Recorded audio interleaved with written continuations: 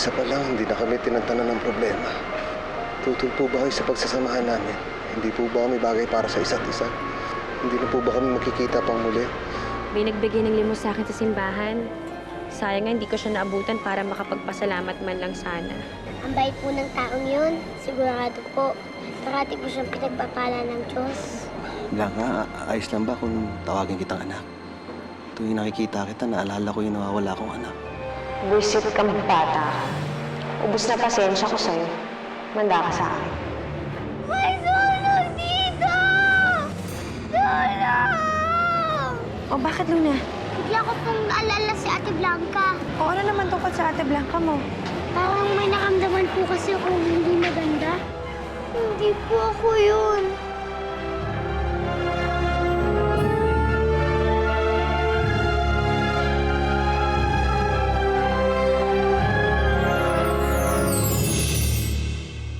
Ako, kundi dahil sa kaburaraan mo. Hindi sana muntik masunog yung kusina. Ay, nako. Dahil sa'yo, nasaktan tuloy ang anak ko. Ma, hindi naman malala yung paso ko eh. Ano ba ang ginagawa mo dun sa kusina? Tumutulong mo naman po ako sa paggawa ng paboritong soup ni Tito. Pero wala po talaga akong ginawa. Nagulat na lang po ako nang biglang lumaki ang apoy. Problema kasi sa'yo ang hilig mong makialam. Pinagsisiksikan mo yung sarili mo kay Luis eh. Kaysa makatulong ka, lagi lang siya napapahamak. Kaya nga, alam mo, hindi talaga dapat lumapit si Blanca kay Luis. Huwag mo nasisihin yung bata. I'm sure hindi naman niya ginusto yung nangyari. Anyway, sa susunod, Blanca, huwag ka nang makikialam sa kusina, ha? Sundin mo na lang lahat ng sinasabi sa iyo ng Tita Consuelo mo at ng Tita Divine mo. Mabuti pa, maglaro ka na lang sa kwarto mo. O kaya manood ka na lang ng TV. Imbis na pinakikialaman mo ang Tito Luis mo, ni-istorbo mo siya. Nanintindihan mo? Opo. Sige, punta ka na doon sa kwarto mo.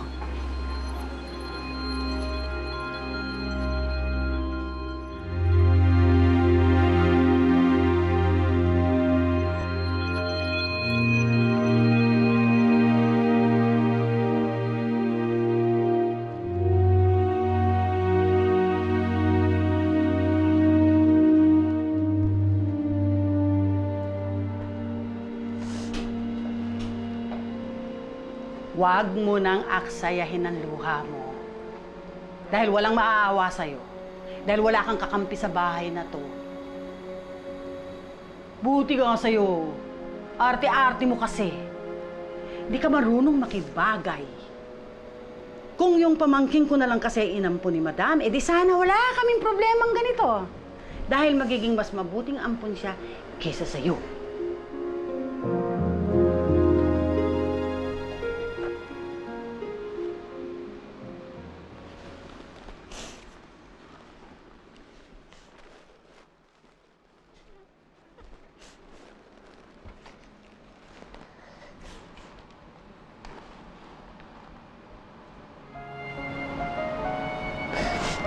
Inay.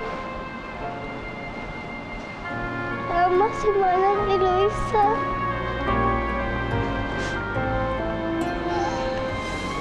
Ayaw nila sa akin. Inay. Luna. Saan nandito kayo? Kayo lang ang kakampi ko. Kayo lang nagmamahal sa akin.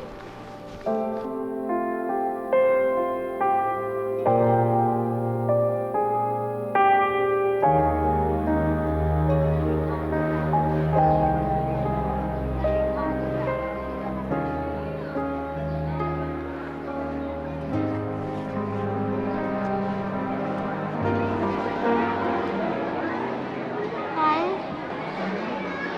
bakit parang may problema po ba?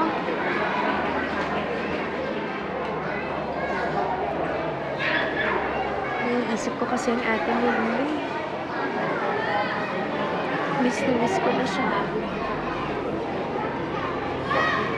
At alam ko na namimiss mo rin ang ate mo. Opo, Nay. Sa managinip ko lang po nakikita si Ate Blanca. Namiss ko na po siya. Sa paglalo,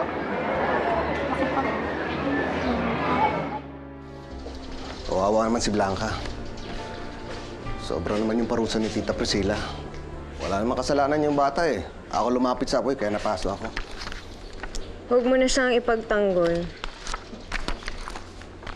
Child's a walking menace. She deserves every punishment that she gets. Ba't ba ang init-init ng ulo mo doon sa bata? Ibabalik ko sa'yo yung tanong na yan. Bakit bang lapit-lapit ng loob mo dyan kay Blanca? Dahil ba galing siya sa squatter tulad ng mahal mong si Rowena? Ikaw hindi ka marunong mandala eh. Hindi mo ba naiisip? Pinagpalit ka na nun. Iniiwan ka na nung squatter na yon. Wala kang pakialam kung sino gusto kong maging kaibigan. Kahit galing siya sa squatter, marunong siyang gumalang. Hindi katulad mo, nakapag-aral ka nga. Sobra ka nun maghusga.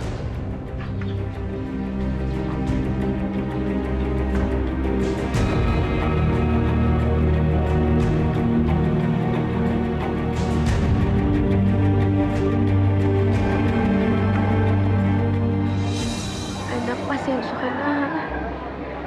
Pasensya ka na kung wala na tayong magawa. Ano naman po, Nay eh. Punta po tayo sa mansyon. Tapos, makikita po natin si Ate Blanca. Tapos, pipis tayo na sila. Anak, hindi naman kasi ganun kadali yun eh. Nangako ako kay Ma'am Priscilla na papabayaan na natin ang Ate Blanca mo sa kanila. Pero, Nay, hindi ko po talagang kayang tumigil. Bilang kambal po ni Ate Blanca. Iba po ang magkapatid. Hindi po naghihiwalay. Ikaw po, kaya niyo po bang tumigil na naging nanay ni Ate?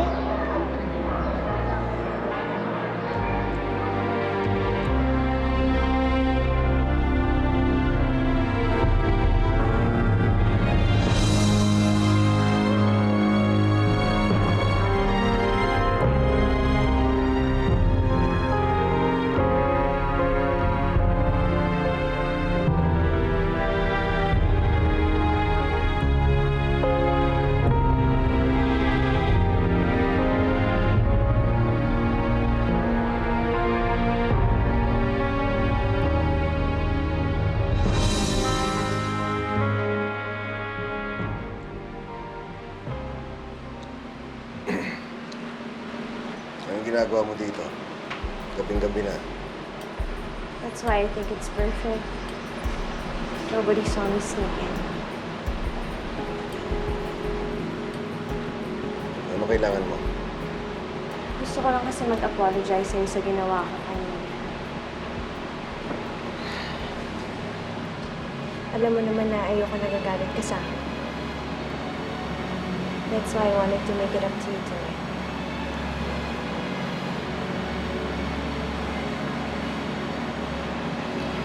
Divine. Kwento. Divine.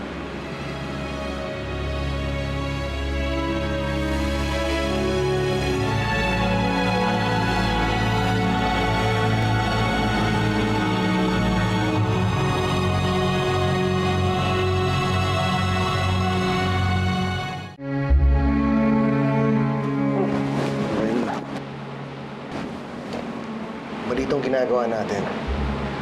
Anong problema mo? Si Rowena na naman? Yun ba? Luis, kanta nga. Ayaw na nga sa'yo ng babae, pinagpalit ka na sa ibang lalaki, tapos ganyan ka pa rin. Hindi ko gusto ginawa sa akin ni Rowena. Galit ako sa kanya dahil iniwan niya ako. Pero hindi yun sapat na dahilan para gawin natin to. Divine, hindi kita mahal.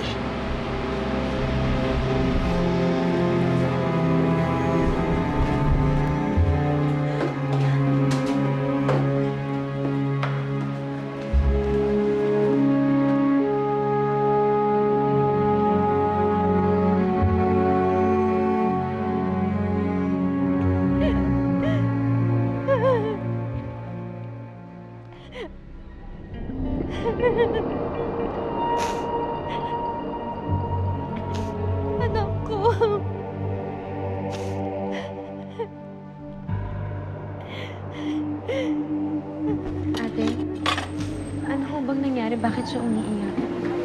Umiiwanan ng babae ang anak niya maghapon para mapalimos. Ayun, sobrang likot ng bata. May natapakang yero, kaya ayun, nadali ng tita mo. Hindi dapat kita iniwan!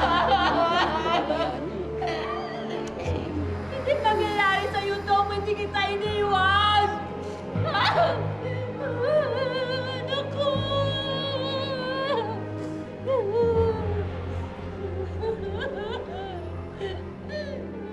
Kawawa naman po kayo. Kahit hindi niyo po sabihin, alam po namin ni Luna na hirap na po kayo. Andito po kami mga anak niyo. Tutulungan ka po namin. Sama-sama po tayong tatlo. Pangako, anak. Hindi ko kayo iniwan. May isang sorpresa po ako sa inyo. Tayong tatlo daw yan, Nay. Tayong tatlo? Opo.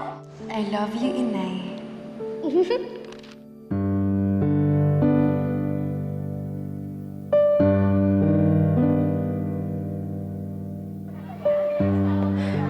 Luna, anak. Pupunta ako sa mansyon, ha?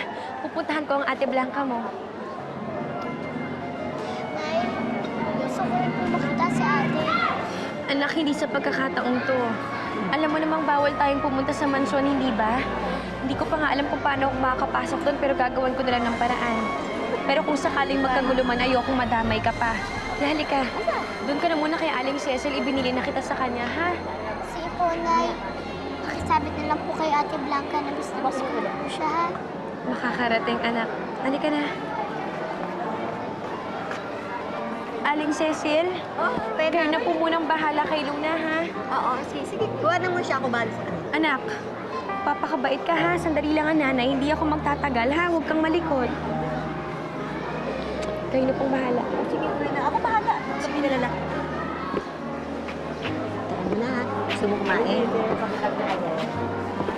Ano tatadagod? May plato pa ba? Kunyari. Alam mo, sobrang nakakahiya talaga yung nangyari kagabi. Kasi I literally threw myself at this guy. Tapos siya pa yung may gana na itulak ako. Parang feeling ko tuloy, ano to, meron akong sakit na nakakahawa. Grabe ka naman. Kasi naman, been obsessing over this guy for too long. Kaya hindi mo na alam kung paano kilitin mga lalaki. Oy, wala sa akin ang problema for your information. Eh, sino naman ang may kasalanan? Yung squatic na Rowenang yon. Oo, eksakto. Alam mo kasi hindi ko talaga maintindihan. Si Luis, nung in love pa dyan sa babae na yan ang laging sagabal sa aming dalawa. Tapos ngayon naman galit na siya dito sa babaeng to. Ano, yan na lang lagi namin pag-aawayan? Araw-araw yan ang pinag-aawayan namin? Yeah.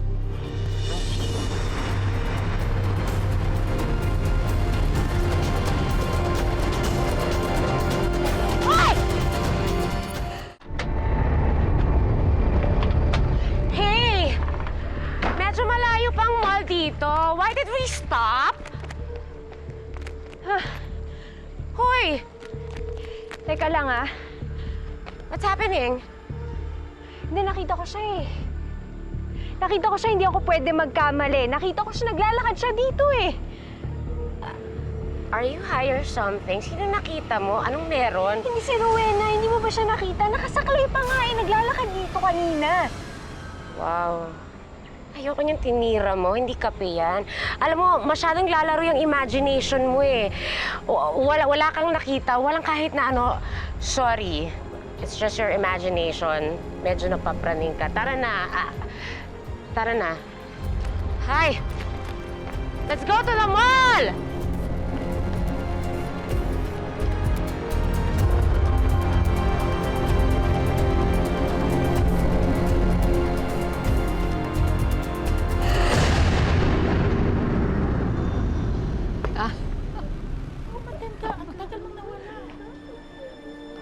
Excuse me.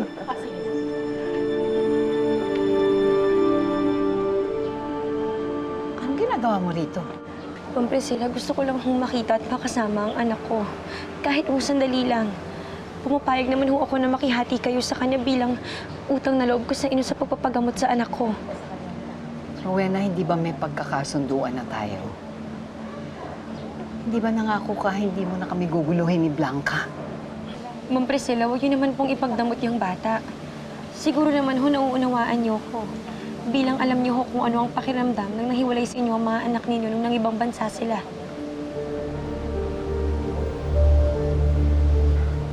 Mariba Rowena, huwag nga nating isasama sa usapan natin ang tungkol sa pamilya ko.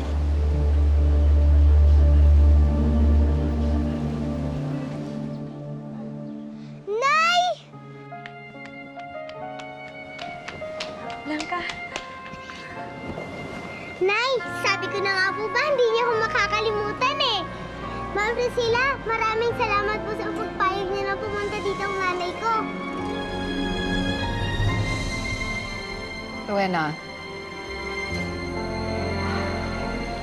pagbibigyan kita sa pagkakataong ito. Pero itaga mo sa bato, ha? Akin si Blanca. At ayoko nang may kahati sa kanya.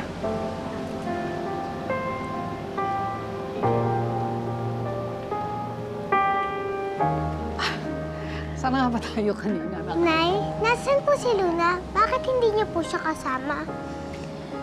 hindi ko na muna siya isinama, anak. Pero pinaparating niya sa'yo na miss ka na niya. Ate!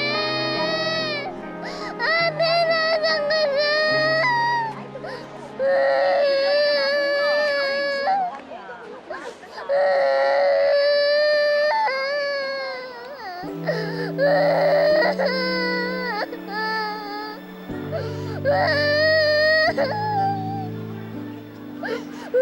Bata, bakit ka umiiyak? Naiwanay po kami ng ate ko. Hindi ko na po alam makita. Saan mo siya huling nakita? Ewan ko po. Nalilito po ako.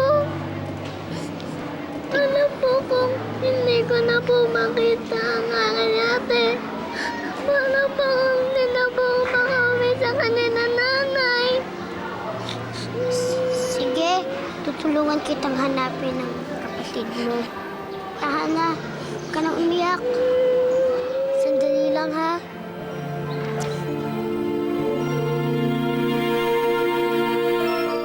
Kamusta ka na, anak, ha? Mabuti naman Doon po. na po kayo sa likod. Marami daw po kasing bisita sila. Tara.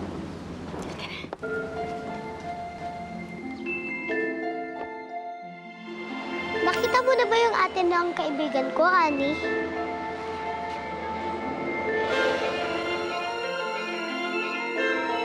Talaga? Siya yun? Salamat sa tulong mo, Ani. Maasahan ka talaga.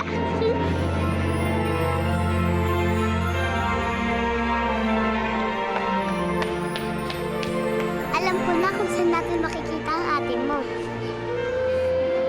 Ikaw, sumama ka sa akin. Yan ba yung ate mo? Ate!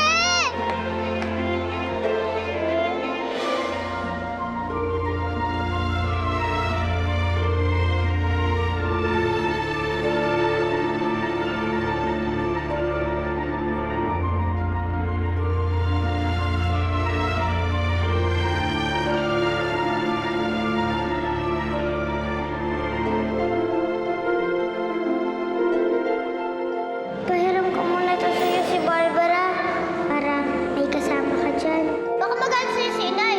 Kasi di ba sabi ko sa'yo, huwag mo kong lalapitan. Anong gagawin ko? Alangan namang hayaan kitang magutom. Mapagalitan ako ni Nanay. Pero hindi ko matitiis na magutom ka dito. Hindi ko alam kung kakayanin ko malayo sa inyo. Mahal ko kayo ni Inay, Luna. Pag magaling na ako, babalik din ako sa inyo. Hindi na ulit tayo magkakahiwalay.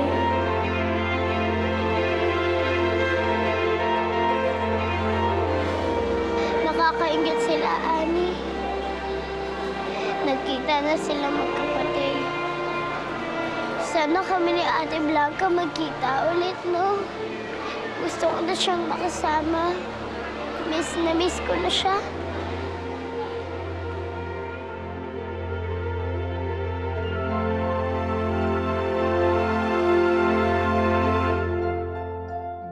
Nay?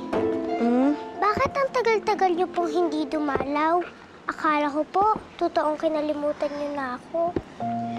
Pasensya ka na, anak. Medyo magulo lang isip ni nanay nun.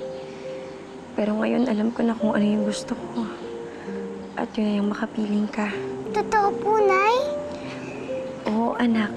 At walang sino man ang pwedeng magbawal na magkita tayo. Salamat po, Nay. Mahal na mahal ko po kayo. Mahal na mahal din kita, anak. Bukas na nga kasi tayo mag-shopping, Tetchi.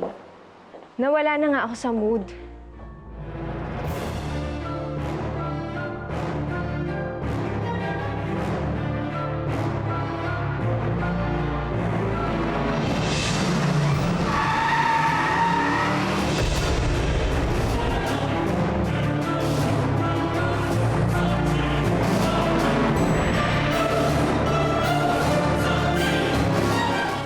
Di naman squatters area to, ah. Anong ginagawa mo dito?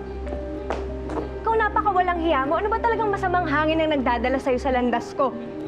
Bakit hindi mo itanong yung sarili mo? Bilang ikaw naman ang may masamang ugali. Huwag mo akong sisimulan. Baka makita mong hinahanap mo. Hindi tumatalab sa akin ang pananakot mo, Divine.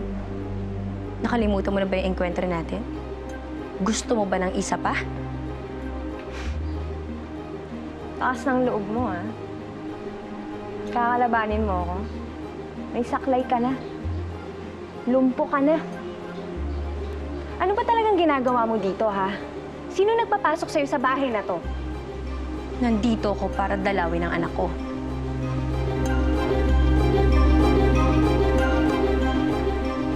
Sino anak mo? Si Blanca? Oo, Divine. Anak ko si Blanca.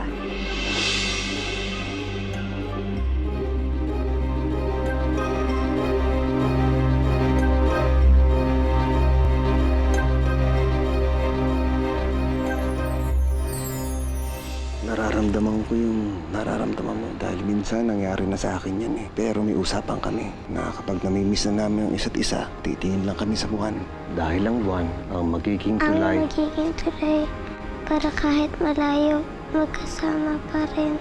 Paano mo nalaman yan? Si Luis and Rowena, baby nila, si Blanca. Bibisitahin lang namin yung bata. Kabiling-bili na po ni Madam Priscilla na huwag kayong papasukin dito sa village. Ngayon pa lang, laglag na ako kay Luis. Paano pa pag nagkita sila ni Rowena? Hindi ako papayag na maging one big happy family sila.